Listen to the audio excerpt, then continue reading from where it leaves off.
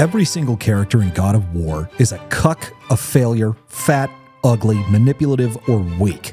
Without exception, all of them deserve to have their heads torn off in a violent QuickTime event. But the player is robbed of this opportunity and is instead punished with hours upon hours of unskippable cutscenes, filled with saccharine midwit art-ho jank. God of War used to be the ultimate male power fantasy. It was fun, visceral, and bombastic. Kratos died the greatest hero in history, having destroyed Olympus and protected the world from Greek people for all time. His story was complete. He achieved the resolution and outcome he wanted, and no one was able to stop him. It was satisfying and awesome. But gamers and nerds cannot ever accept that something has died. Their insatiable appetite for slop and nostalgia created an inescapable gravity well of consumer demand for more Kratos, and the developers delivered in the only way they knew how. Come up with a new character and make a spiritual sequel series that could stand on its own? No.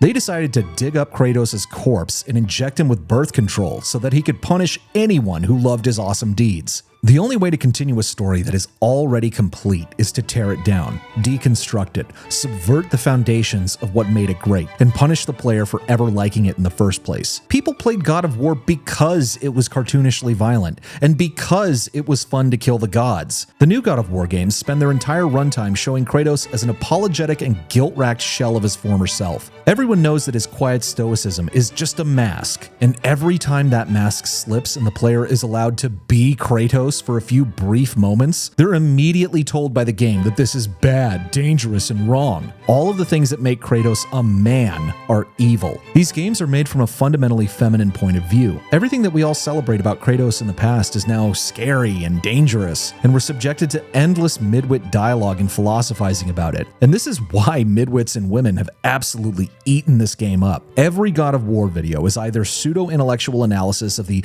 deep characters and moral philosophy of the franchise, or videos of chicks bawling their eyes out about the tortured family drama of fatherhood and intergenerational trauma. It's a worldview rooted entirely in fear and shame. You're being bamboozled by the melodramatic emotionalism of the dialogue and tears of the characters to distract you from the fact that Kratos could solve literally every problem in Midgard just by telling his son to shut the fuck up and watch daddy take his belt off and go to work. Just think about it for 5 seconds. Is this place one that actually deserves to exist? Is there a single character that doesn't deserve to have the shit beat out of them? Do any of these people look intimidating at all? Instead of powerful enemies to defeat, Kratos is walking on eggshells around fat alcoholics and pencil-necked dorks. Is there anyone who thought that Odin seemed imposing when he made his entrance? He's 5 fucking feet tall, and this is just a humiliation ritual for people who like God of War. And who wrote this? This is student film level dog shit. Zeus was literally Mr. Olympia. So what's a real threat look like? Obviously, a chinless weakling from Brooklyn. The only reason that Kratos doesn't just immediately rip his head off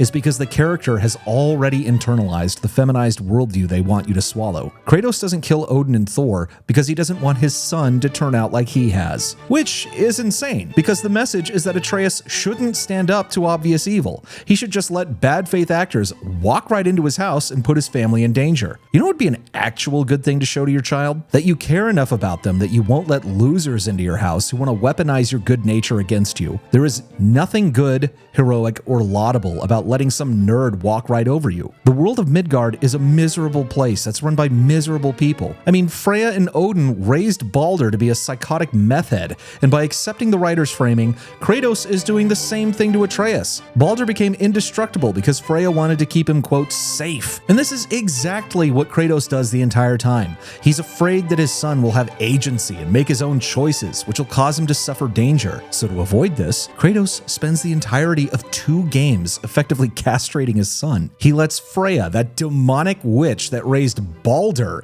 into his life and tells Atreus that they should be friends with her, despite her poisonous worldview being the explicit cause of all the suffering in the land. All masculine power is viewed as dangerous and evil, and despite the best efforts of the game developers, they end up showing that suppressing masculinity creates a hellish world of suffering and anguish. Would Midgard Midgard be a better place if Odin wasn't basically just a woman with a beard? Would Baldur have been such a lunatic freak if he had been allowed to live the dangerous life that his nature demanded? Would Thor have been so fucking fat if he just stood up to his father, who he could literally devour? But violence is bad. Well, you know what? That's what caused this world to be in the state that it's in already. Kratos suppressing his nature makes it worse. He needs to kill gods. That's his identity. Kratos needs violence like Dave Blunt's needs lean and sheet cakes. He wouldn't be the same man without it. The world is hell. Nobody learns anything. Kratos fails as a father, and the devs made $1 trillion. If you've been fooled into thinking these games were good, put down the Impossible Burger and get your testosterone checked, because there's something terribly wrong with you. But if you agreed with anything we said, go check out our latest Kickstarter and get signed up for the BloodMoor campaign setting.